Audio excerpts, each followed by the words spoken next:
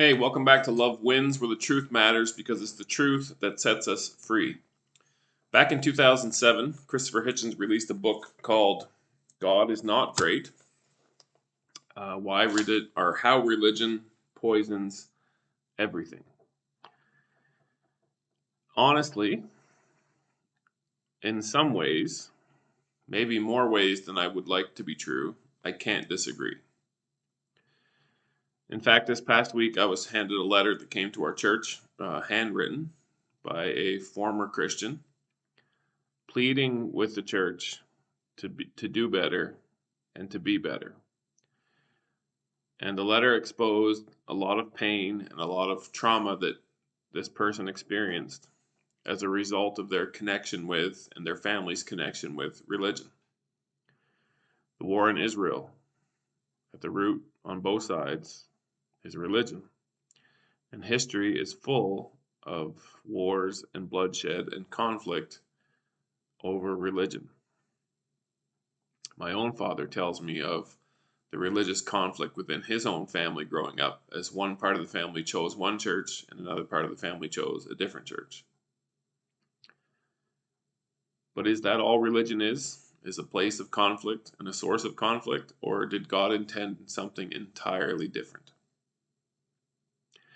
I want to propose to you in this video that God did propose something different. And he proposed it not in words, but in a person. When he sent his son, Jesus, to this world, he was not just sending a lamb to die, as Christianity too often emphasizes as the thing. I don't want to minimize that because it is core to why he came, but it's not the whole core. One of the reasons, and in some ways the biggest reason why he came, was to demonstrate to humanity what God is actually like. You see, religion goes wrong when it becomes just another vehicle of empire building, of selfishness, of us versus them. Religion goes wrong when it piles up reasons why we're better than you, or we have rights to this and you don't. As I watch the Israel and Hamas conflict unfold, and I listen to the talking heads in Christianity in the West comment on it, I can't help but see through all the words to just empire building.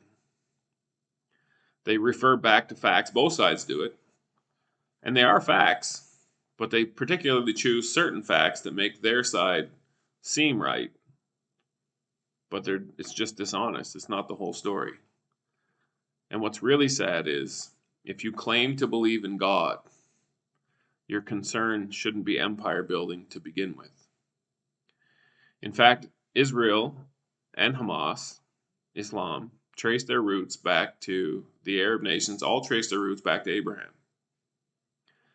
When God called Abraham out of a world of empire building, out of a world of us and them, out of a world of selfishness and using God to achieve our goals instead of surrendering to God to embrace his goals, when God called Abraham, he said, in you, in what I'm going to do through you and your yet non-existent descendants, I'm going to bless all the nations through you.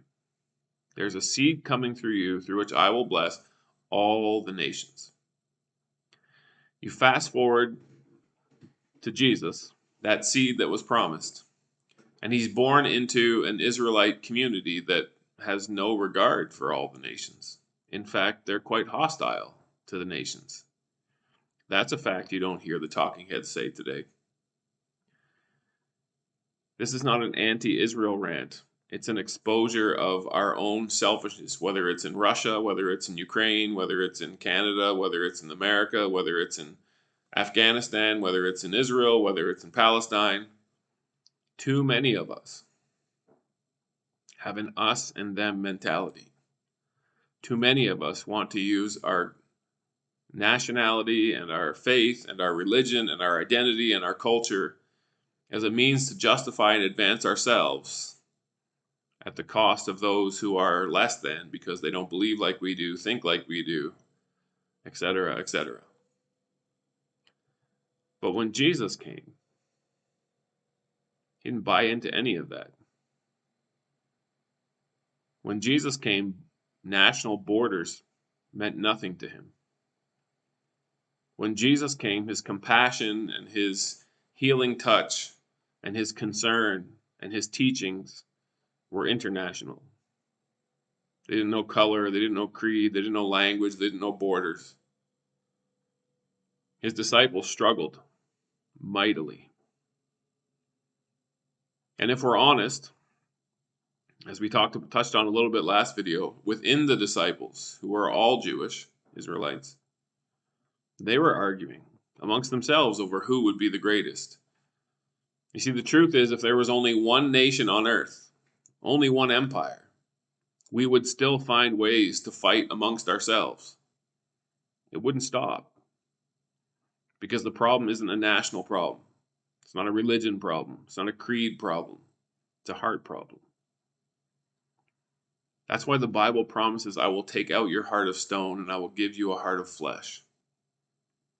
That's why the Bible promises that if we follow Jesus, we will become like him, fishers of men. That our main concern in life will be the well-being of other people. It's an entirely different way to see the world. And Jesus, when he came, he didn't win by conquering. He won by losing. He won by laying down his life. He won by being silent before his accusers.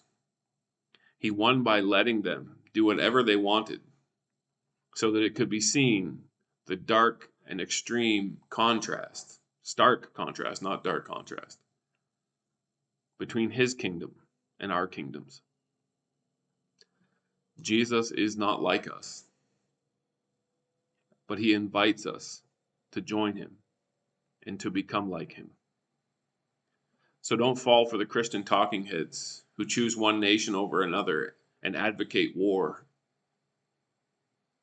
Jesus is not in that. He never has been. He never will be. He called Abraham. He built a people that led to his birth to bless all the nations. All the nations.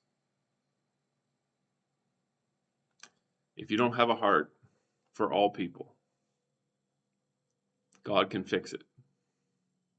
But don't think you're going to fix it by getting rid of the bad people and thinking that's going to make you better. Because by fighting evil with evil, we become the evil.